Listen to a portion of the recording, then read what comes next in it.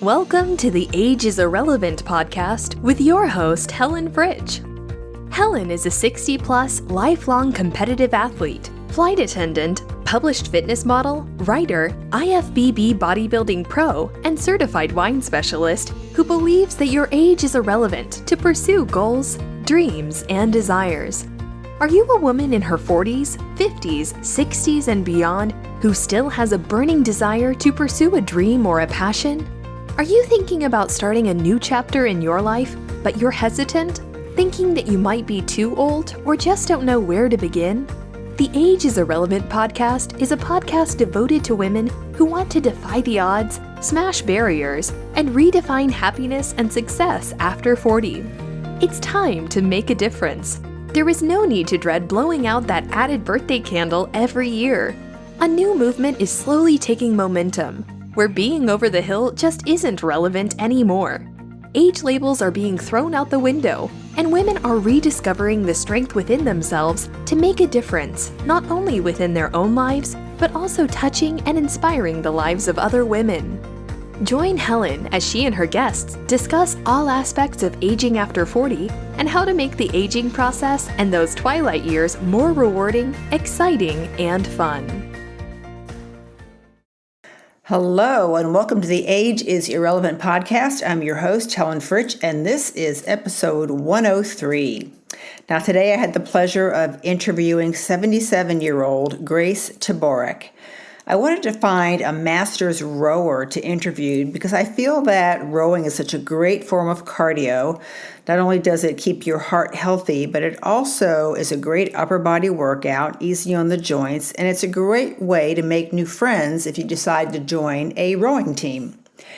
What stood out about Grace when I was looking for a rower to interview was one thing: resiliency.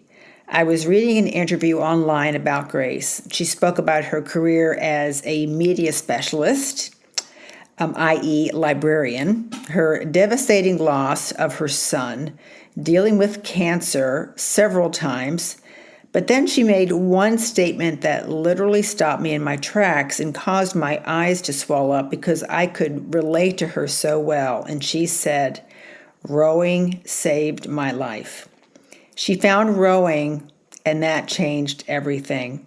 A great conversation that once again proves that an eyes always forward approach will help you get through anything. And here we go. Hi, Grace. Welcome to the show.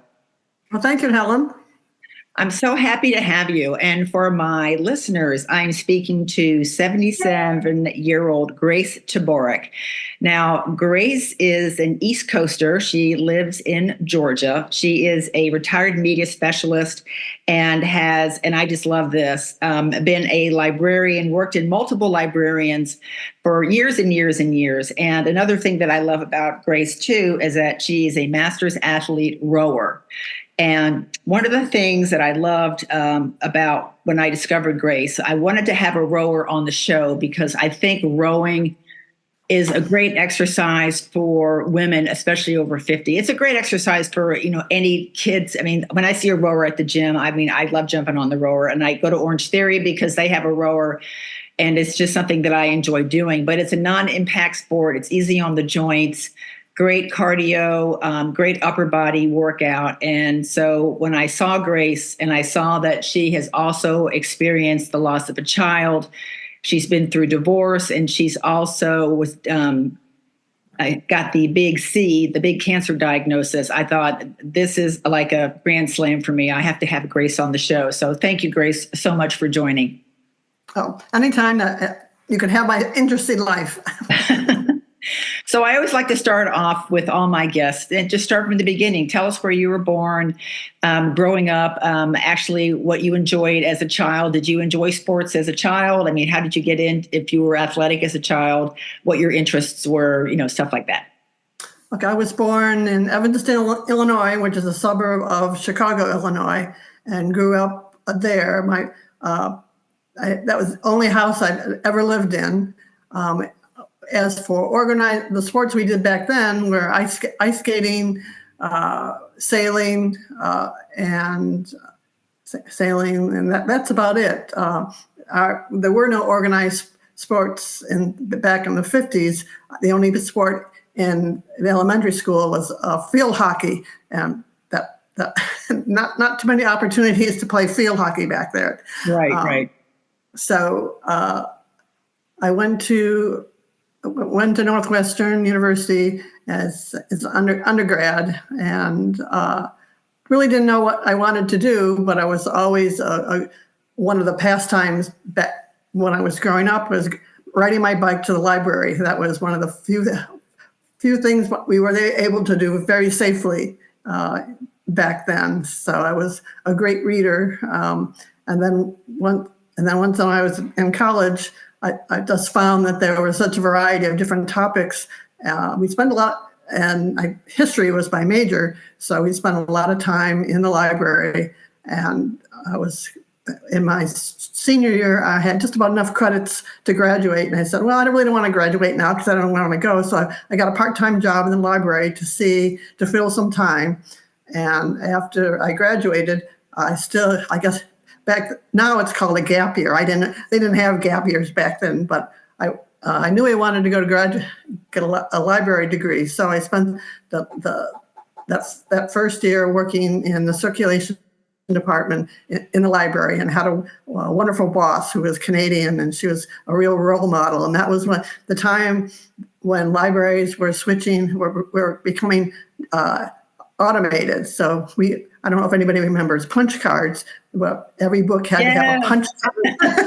A punch card. So it was all part of that process. And actually, the Northwestern Library is one of the first ones that was digitized. So I was at that point. So then I applied to graduate school, and I wound up at University of Denver, which the founder of that was the same individual of Northwestern. So it was kind of ironic. And I knew I wanted, at that time, I really didn't I was more comfortable with adults and not children. So I was interested in college and university libraries.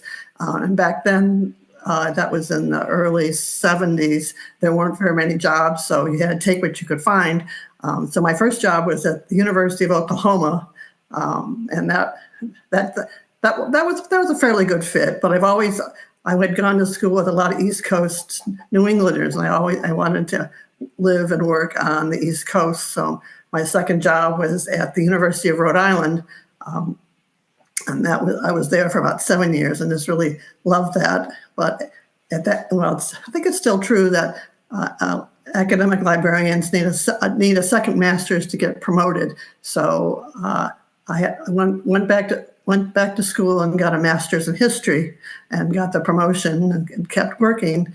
Met my future husband there, and then we wound up moving to New York City. He was working for one of the big 8 accounting firms, which don't exist anymore. But I found a job at the John Jay College of Criminal Justice, which is part of the City University of New York. I lasted about a year and then got pregnant, and we were living in a one bedroom apartment, and it was getting a little crowded, and by that time I had been there for 4 years, and I had another child on the way. So we decided we had to move, and we like big cities, and we wound up moving to Dallas, Texas. And I was in Dallas, Texas, is where my kids grew up, and where my son is buried. And then my husband got promoted to another job in Atlanta, Georgia, and he was commuting back and forth from Dallas to Atlanta, and they finally decided we had to come to Atlanta. So I lived in the South longer than I had lived in the Midwest. So I've been in the Atlanta area almost 30 years, and I just spent the first year trying to get used to everything, and then my surviving son was in high school, so he probably needed more supervision, but we worked it out that I would find a job, and that's when got a job at the Walker School, and I was there for about 15 years. And let's see, and I should go back that when I first moved to Atlanta, interesting enough, I went to a new OBGY doctor, and that's where they found the first cancer. That just required a lumpectomy, so it really wasn't that invasive. And then we carried on, didn't really disrupt life much. And then, let's see, I found out my husband was cheating on me and filed for divorce. And about that time, I had seen a little article in the Atlanta paper about learning to row. And back when I was I guess about 9 or 10, my parents had taken us, my older brother, to a trip to Boston to see all the historical things, and saw some people rowing on the Charles. And I said, oh, I was only about 9 or 10, but it just stuck in my mind that, oh, I like to do that. And I guess looking back, the ironic part, the part that fascinated me, these are all single rowers, just one person in a boat. And my passion is the big boats with doubles, quads, and eights. But that's the first time I'd really become aware of rowing, when I was like 9 or 10. Wow. So I was going through this divorce, and I had already signed up to learn to row. And how old were you? I was 56. Oh, wow. Okay. Late in life, definitely. So I went through all the divorce legal things, and then I would happily go to a learn to row class, and it was great it's like a whole new social circle, and great for anger management. Great way to escape the angst and the emotion and of going through the divorce. And actually, I've discovered that I was good at it. I mean, it just seemed natural. When I was growing up, we did a lot of sailing on Lake Michigan, so I was used to being on the water a lot. So at the time, our club didn't have any coaches, but there was one gentleman that took a bunch of us out periodically, and that's while I was there, that's where I met Sally O'Connor, who was organizing a rowing club called Avalon, and she provided opportunities for people to learn how to row, and if you wanted to go compete, she would do that also. So I started rowing with Avalon and competing with Avalon. Our club, you're expected to compete, but I was older and less experienced, so there really wasn't a spot for me there. So I continued rowing with Avalon, and as we went to more and more regattas, I got to know more and more people in Boston and Philadelphia, and they would invite me to take a seat in one of their boats for one of their regattas. So I would row with them. For everybody needed to fill a seat, so I still rowed. So that's how I got to go a lot of different places. That's awesome. That's great. Let's go back because you briefly mentioned about the loss of your one child. I mean, could you talk about that? Is it okay to talk about that? Sure. He was 17, and he died of a brain aneurysm. He was a junior in high school, and it was just like we had no idea. It was just had taken my younger son to a basketball game, and I got a phone call from a neighbor and said, you got to go home. And we went right to the hospital, and it was devastating, I have to say. I can't even imagine. I never really had the calling to have kids, but the thought of losing, like I have 4 nephews, but the thought of losing one of them, I can't imagine what a parent goes through for the loss of a child. I just can't imagine. And everybody grieves differently. And I mean, I couldn't drive for like a month, and there's still, however long ago it was. That was in 1996. Little triggers will come up every now and then. Something you just live with it. It just becomes a part of who you are. Right. And my surviving son, he was at that tender age of a middle schooler and took it really hard, and made some really bad choices. Got into drugs and alcohol, and basically had to do it. Take him out of high school and sent him to a therapeutic outdoor program for a year, and he embraced it. And when he came back, it was about a year, almost a year and a half. He's returned as the young man that we knew he would be. But that's awesome. And then as it turns out, I was open about talking about the fact that he was an addict, and I did a lot of counseling with some of his other friends, because a lot of parents appear to be ashamed or afraid of even talking about it. But it's like, I happened to get in touch with the right people with the right program, and actually the program's still going on, and I will be forever grateful for that. So we work through that. And this Father's Day, he's a father now of a 8-year-old boy and a 4-year-old girl. And yesterday on Father's Day, he said, "I'm so happy being a father and a parent." And oh, that's wonderful. That's awesome. Yeah. One of the things that I want to share with my audience is that I wanted to have a rower on the show, just because I think we mentioned before we went on live that rowing is such a great exercise for any age. It's great cardio. It's non-impact. It's great upper body workout.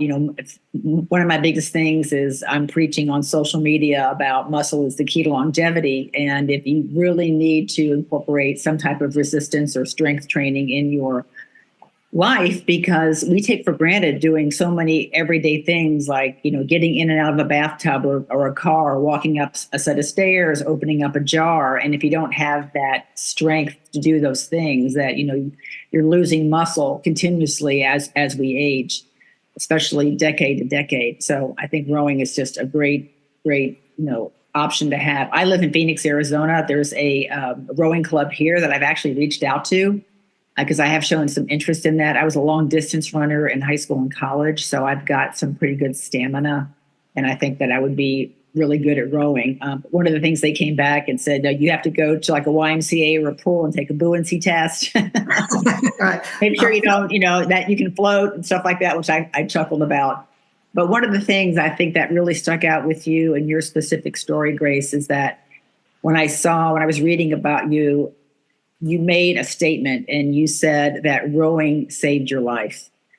And I literally just stopped in my tracks. And I was just like, oh my gosh. I mean, I can relate to several things, because we haven't talked about your cancer yet, but I also have cancer.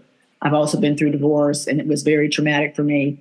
But if it wasn't for working out, I was an athlete back then. And if it wasn't for going to those step aerobics classes and jazzercise like we had back then, lifting weights wasn't really a thing. But if it wasn't for exercise, it saved me too. And so let's just talk about that a little bit. Okay, well, and also, but then maybe it was about 10, 15 years ago that doctors finally just agreed that rowing is a great rehab exercise using the upper body. And rowing it's really a full body exercise. It's very much like, right. Very much like swimming. And there are a lot of rowers.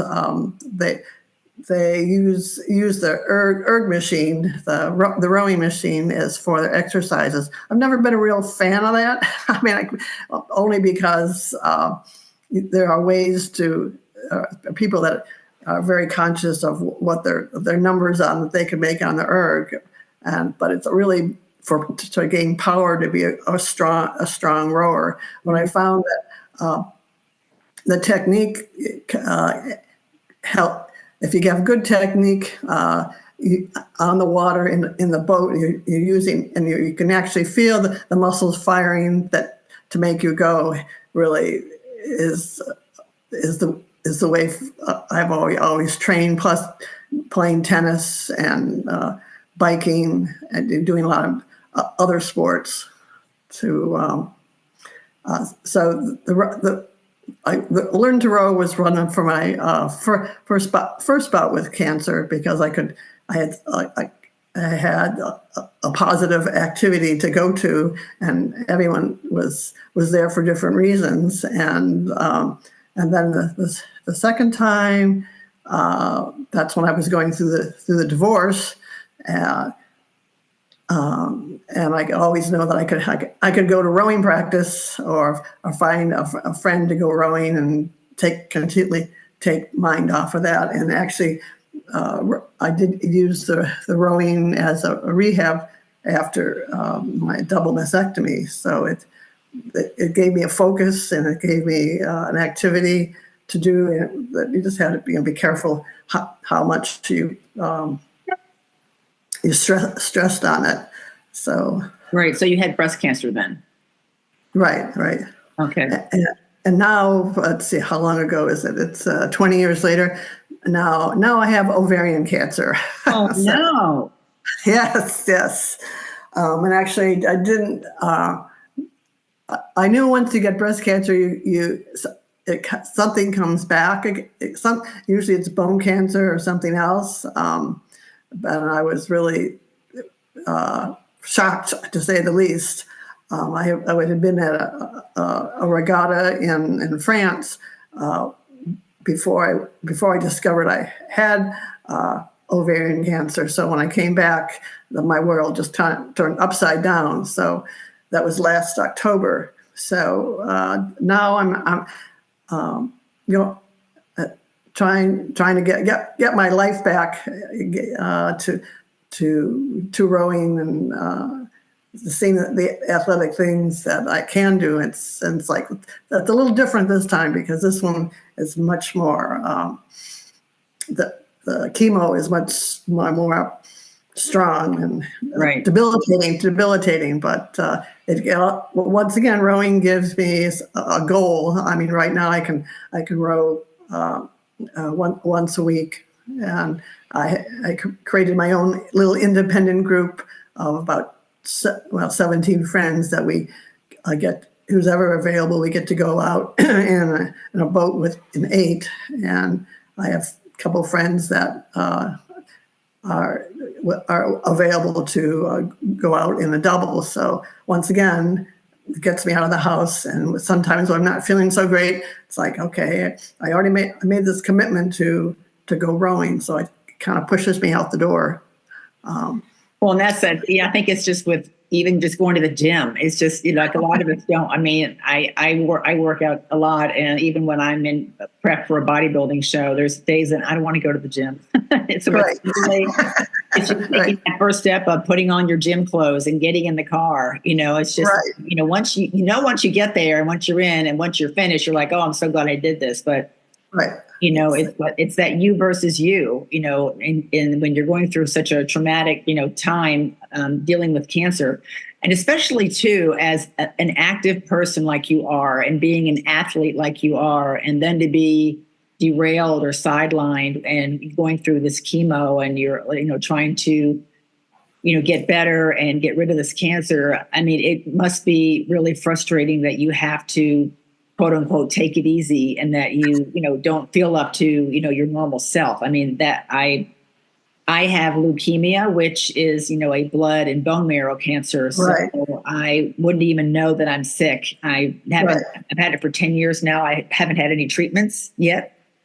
Oh, you're lucky. Very fortunate. Very lucky. But my oncologist, just recently told me, had a little discussion with me saying that, my numbers are still going up. And at some point I probably will have to have treatment. But I'm doing everything in my power to try to prevent that, because, the chemotherapy is just gonna, I'm just not looking forward to all that. Yeah, it's really hard on your body for sure. Totally. And, I know it's there to help, but at the same time, it's like a poison, in my opinion. It's just, it is poison. I mean, even the nurses put on all extra gear so that they don't get the chemicals spilled on them. But so I'm really looking into bioregulator peptides that I'm taking now. I'm doing a lot of, homeopathic. I have a homeopathic oncologist that I deal with. So I'm just doing everything that I can. And especially, with you, how's your mindset these days? Especially, going through this for a third time.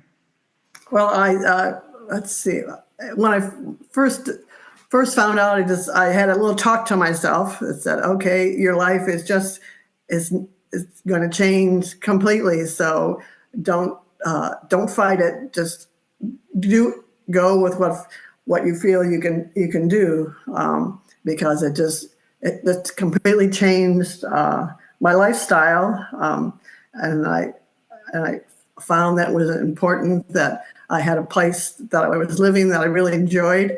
And so, a couple months ago, I moved to found this great place that is it was so psychologically fulfilling. It was a lot of work, but I had a lot of friends to help. And that's really helped. But it was the realization when I was first diagnosed that, okay, your life is going to change completely.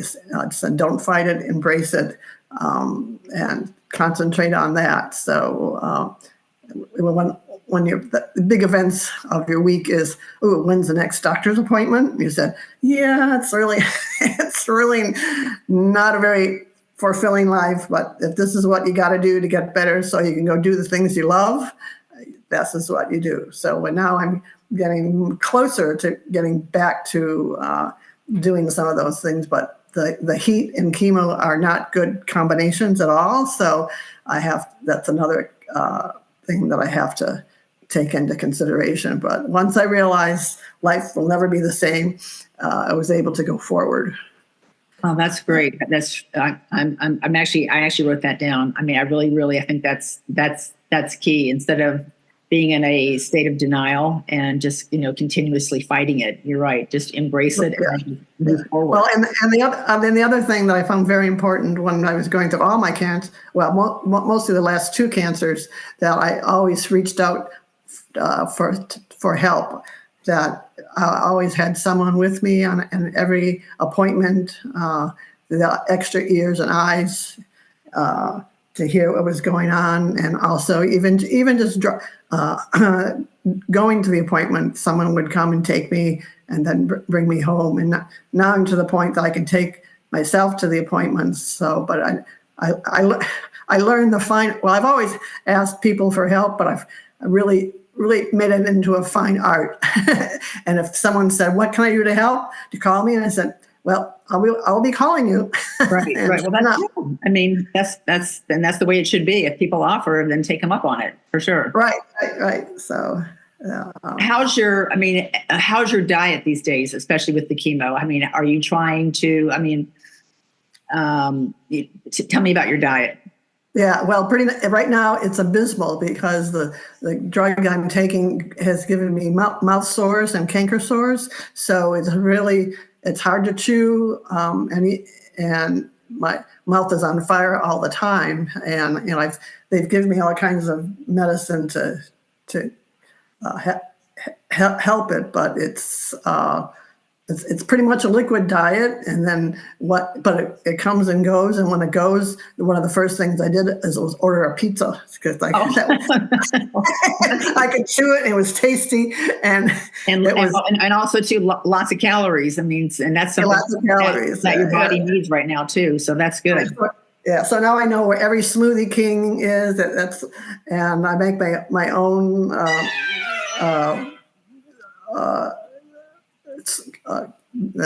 You also lose your ability to talk sometimes. You make your own smoothies? Make my own smoothies, and eat a lot of puddings and cottage cheese, and let's see what else. Ice cream, and to keep the swelling down of the sores, ices.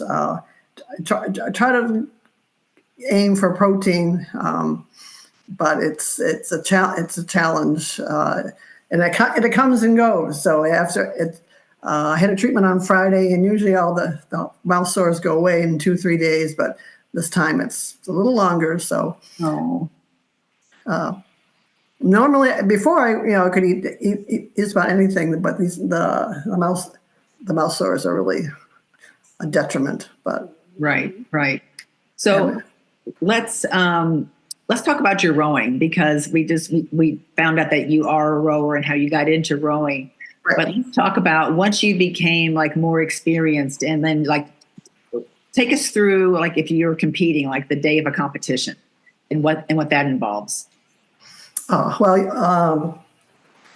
see. It's by age groups, obviously, correct? Right, and actually, because I was almost always one of the older rowers in the boat, I was welcomed, so because that put their age category up. And as you get older, there are less people in their 60s and 70s that row. That makes sense. Yeah, I'm in that boat too. Yeah, right. So usually, if it's usually a 2-day regatta, I usually race in probably 3 races. It's usually mid morning and then an afternoon. You just have to. Actually, it's a lot of work, because you get the trailer gets there with the boats. So you have to put the boats together. You have to make sure all the gear is tightened down, and it's a lot of waiting around once you go. Right. And are you? Yes. I mean, are you do you enjoy sprints? Do you enjoy longer distance? I like both, actually. It's and right now, I'm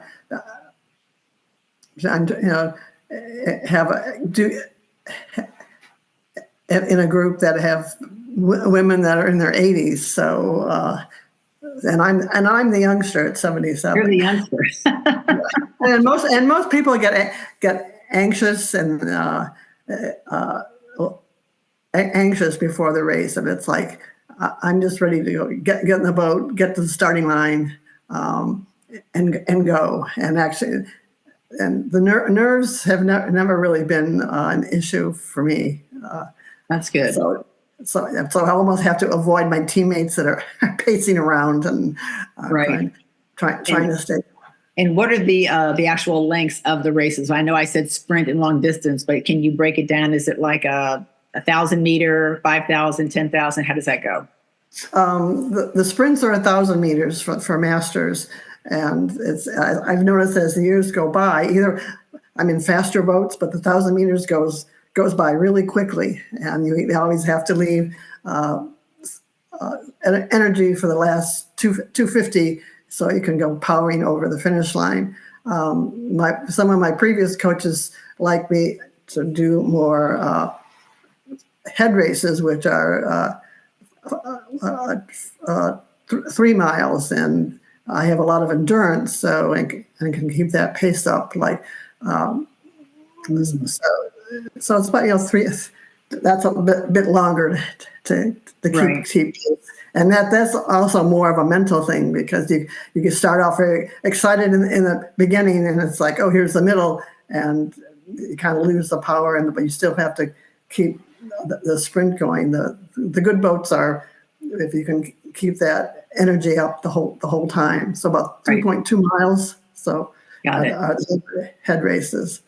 And what about your training? How do you train for these races? I mean, obviously you have access to water, but there's a lot of people, I mean, I do too, where I live, but there's a lot of people who might be interested in rowing, or, do you go to a gym? I mean, how do you train?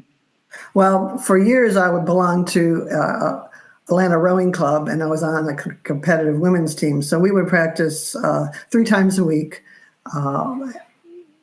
all year round, except for maybe mid-December to early January, and that seemed to be able to keep me in fit. Yeah, and I would throw in down here in Atlanta, you could go bike riding just about all year round. So we have bike riding, and during COVID, what did we do? Oh, well, actually during COVID, we were still able to row, but we all had to do singles. So, and singles is my least favorite kind of boat, but it was great. Right, just to get out. To get out, right. So no, I'm not a big gym person, but having to go to practice 3 times a week is a pretty intense. And I rarely miss practice, and So and then practice is basically on the water. I mean, you don't do any weight training or anything like that. we didn't. No, we didn't. No, we would do erg pieces to warm up, and then go out on the water. Right.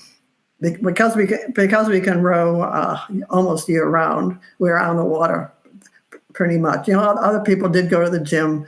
I was either my other sport was tennis, so I had to play tennis once a week or twice a week, whatever. So sorry, that's my phone. But no, I didn't. Because I was older, I was really careful not to overdo it. Right. Because there are the young people, the 40-year-olds, the 50-year-olds. I don't know, they could sustain it, and it's like no, they had some of them had injuries, but I could tell it was more. I was constantly doing something athletic, so that was the repetitiveness of it and the consistency of the training helped. Right. Well, and also too, I mean, with you being in your late 70s now, I just think that, getting out and rowing and moving, again, I just can't help to stress to people that, activity is key, and sitting in a chair or sitting on the sofa and literally, withering away is just, for me, it's not an option.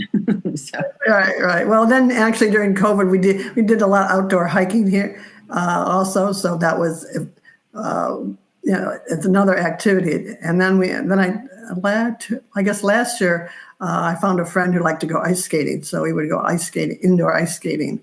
Really? Wow. That's funny. I grew up in Massachusetts. At one point, we lived behind a big river, and the river would always freeze over. And ice skating was phenomenal to me. I mean, I wouldn't hesitate to jump on a pair of skates today because I loved it so much. Yeah. So it's actually my training is a consistency, a variety of different activities. That certainly has been greatly modified this last time around. But I found that I could stay in shape and keep up with it. So I didn't have to I was doing more than enough. I mean, it was time to come home to rest, and the rest after the high intensity activity was also very helpful. Right. So what would be some of your best suggestions for women over 50, 60, 70 as far as, activity and, mindset, especially everything that you've gone through? Oh. Well, sir, I mean, a lot of my friends keep track, do the 10,000 steps every day. Right. That's a very prominent one. Or even finding a state park to go hiking, and if biking was, we have a lot of great trails here, and they're flat, so we have one trail that starts in Atlanta and ends up in Alabama. It's like 62 miles. So, oh wow, that's awesome. Yeah, so a friend and I did that one day. And her husband picked us up at the end because we weren't going to bike back. Right. Well, and just to hear that, especially, for someone, in their 70s, that's fantastic. That's amazing. I mean, how long did that take you? Let's see, we started 8 o'clock in the morning, and we were done about 4. We would go we would pedal for 10 miles and rest, for 5. And we consistently did that. And it was pretty flat. I have to say that there was one monster hill that was, that we walked up, but that was okay. Right. But we trained for that. We biked twice a week, anywhere from 12 to 25 miles. And for me, it's just the consistency and the fact that I can different variety. And some of these things I can do by myself, and others it's more fun to have somebody with you. So.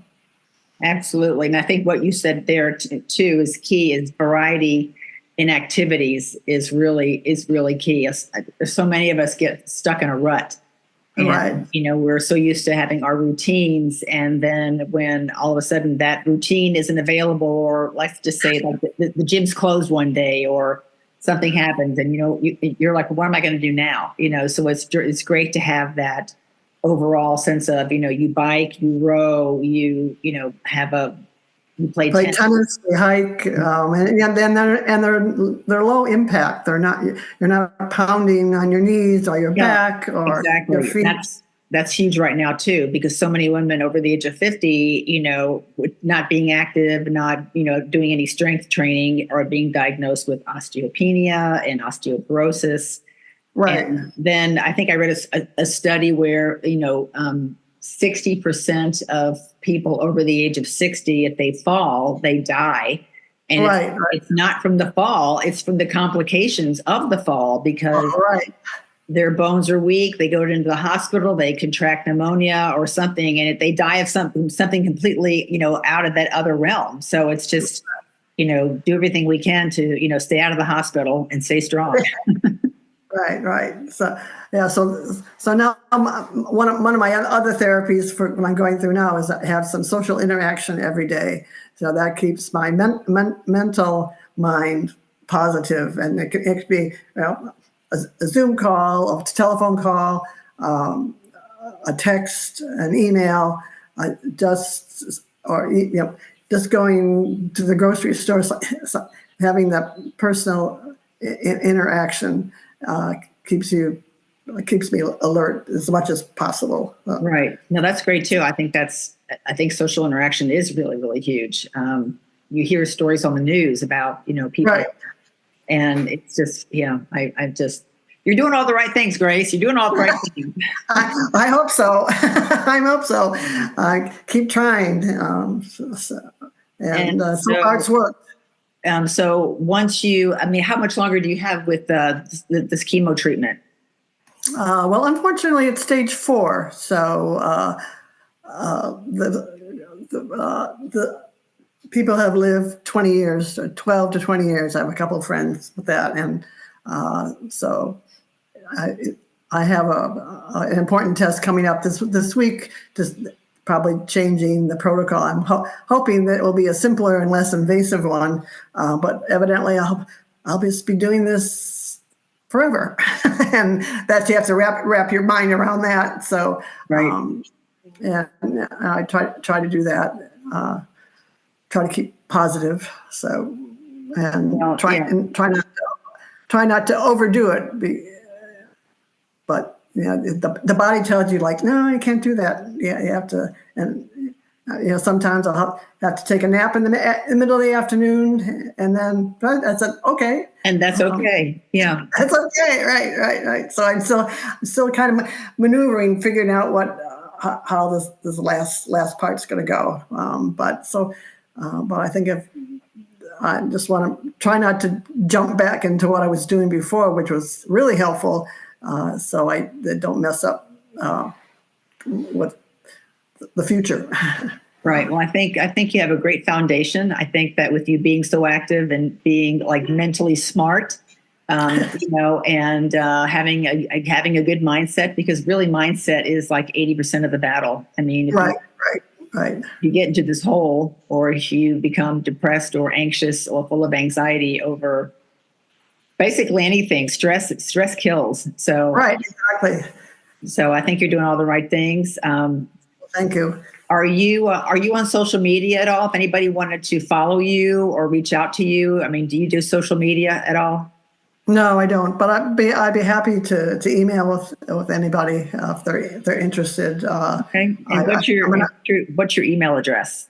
It's my initial G and then the last name Teborek Teborek @gmail.com.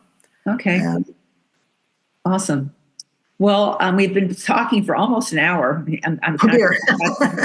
I think you've been an awesome guest. Thank you so much for sharing your story. You definitely are a light in the tunnel that you're going through right now. But Right. I'm hoping that you see the light at the end of that tunnel too. And yes. that things with your third round of cancer work out. I really, I have so much admiration for women like you who have gone through so much. And you told me offline that your nickname is Amazing Grace, and you really are. You really are, Grace. Well, thank you. That helps too. Right. Helps too. Well, thank you again for sharing your story, and I hope you have a great afternoon. Okay, you too. Thank you, Helen. Thank you.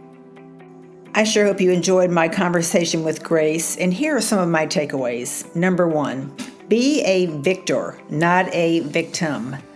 Grace has dealt with many tough obstacles in her life, but she always chose the path of victor when she came to a crossroad. For example, as she mentioned in her interview, she said that she had a talk with herself when she was diagnosed with cancer, and she decided to embrace the diagnosis and not fight it, to just go with it and be proactive with her treatment versus becoming a victim and playing a blame game.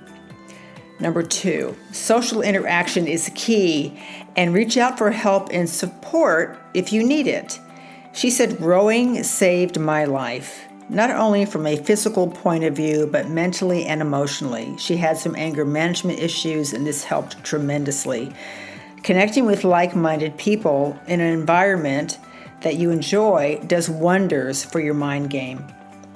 Number 3, finally, mindset is key. Losing her son, getting divorced, getting a cancer diagnosis are all devastating events to deal with. How she dealt with these situations was her keep going attitude, her interaction with community, and self-care. All key components to moving forward in life. She said rowing saved her life.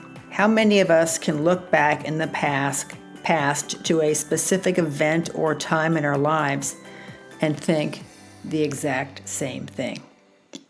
If you would like to reach out to Grace, you can email her at gteborek, and that's Teborek @gmail.com. She rows with the Atlanta Rowing Club, and there's rowing clubs all over the country. If you're interested in learning more about rowing, check them out. You can find me at www.ageisirrelevant.com, Helen Fritch _IFBB Pro on Instagram, Helen Fritch on Facebook, and you can email me at helen@ageisirrelevant.com. Thank you again for listening. If you resonate with this interview and you think somebody else could benefit from it, please share. And until next time, age truly is irrelevant. Bye-bye.